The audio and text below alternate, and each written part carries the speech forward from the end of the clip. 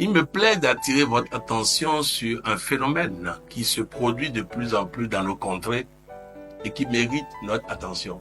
Chaque fois que nous avons l'oreille d'une autorité, nous devons attirer son attention sur ces dérives graves. Il y a les droits de l'homme, initiés en Afrique, copiés par les autres. Mais aujourd'hui, sous l'appellation des droits de l'homme, on nous fait avaler tout et rien. J'ai été informé que le ministère de l'Éducation nationale a fait le tour des établissements pour ramasser les lanières, les palmatoires et autres. C'est grave.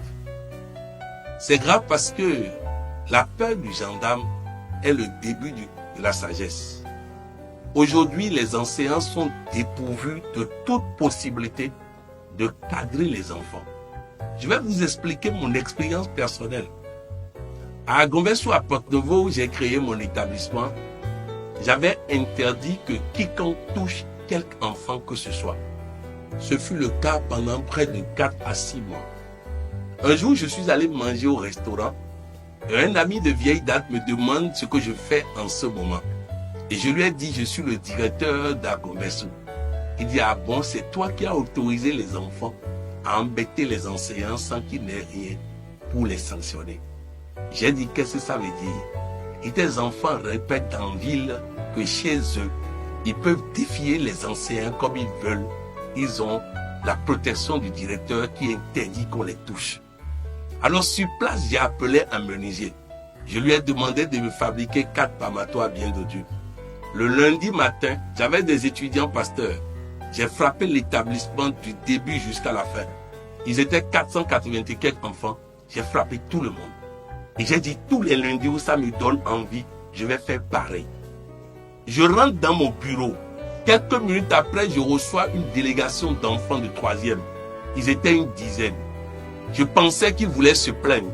Ils sont rentrés dans le bureau, ils ont dit, DG, maintenant on sait qu'on va réussir. Car le désordre qui s'organisait ici ne peut pas permettre à quelqu'un de réussir.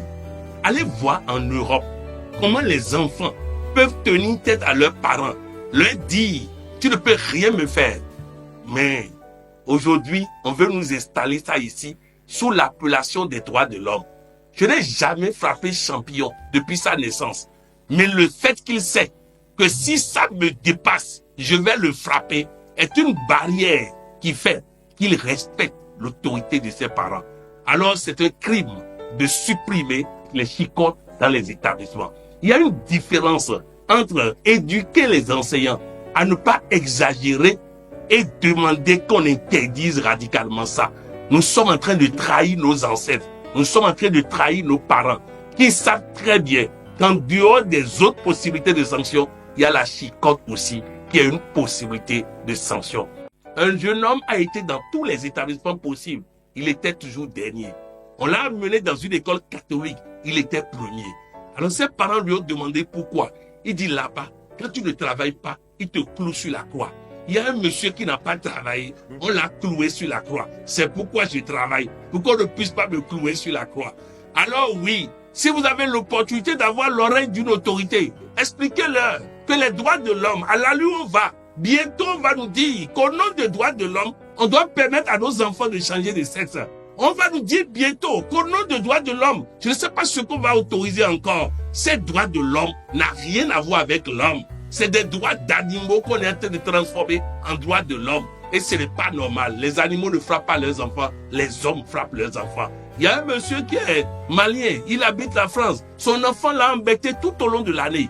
Il était calmé tout au long de l'année. En vacances, il a amené l'enfant à Bamako. À l'aéroport, devant le policier. Il a giflé ici, giflé là-bas.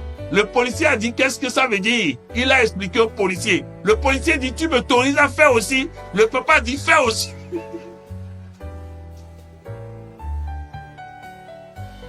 L'enfant savait que quand il va rentrer en France, il va convoquer le parent. À la fin des vacances, le papa lui a dit, tu ne verras plus la France. Tu resteras ici. Je vais partir, tu vas rester chez tes grands-parents. Ils vont te dresser. Tu vas comprendre la vie. Mes chers amis, c'est pas normal du tout. Et surtout, n'autorisez pas les enfants à vous encourager à aller vous plaindre lorsqu'on frappe les enfants. Est-ce qu'on a exagéré? Si oui, aider la personne à voir les conséquences de son exagération. Mais attention à ne pas interdire qu'on puisse faire peur à vos enfants. J'ai vu Champion en train d'apprendre tout le temps. Et sa maman lui a demandé pourquoi. Il dit, hé, le mec là, bien qu'étant coach de papa, tu le travailles, il frappe les gens. Et il ne doit pas me frapper. Donc je dois tout faire pour travailler. Oui, c'est comme ça que ça doit se passer. Et nous devons tous être les ambassadeurs de cette cause auprès des autorités. Je ne sais pas si j'aurais envie de faire une conférence de presse avant de partir, car le président m'écoute. Et je sais que s'il entend ça, il va comprendre que quelque chose ne va pas dans ce domaine-là. Nous devons faire les droits de l'homme, mais à la manière des Africains, car nous sommes en Afrique. Comment on peut nous dire que l'homosexualité est un droit de l'homme et que la polygamie n'est pas un droit de l'homme? Quelle liberté qui permet de s'encourager les gens à chercher là où il y a des matières fécales alors qu'on n'autorise pas. Bref, que Dieu bénisse l'Afrique, que Dieu protège l'Afrique, que Dieu protège chacun de vous.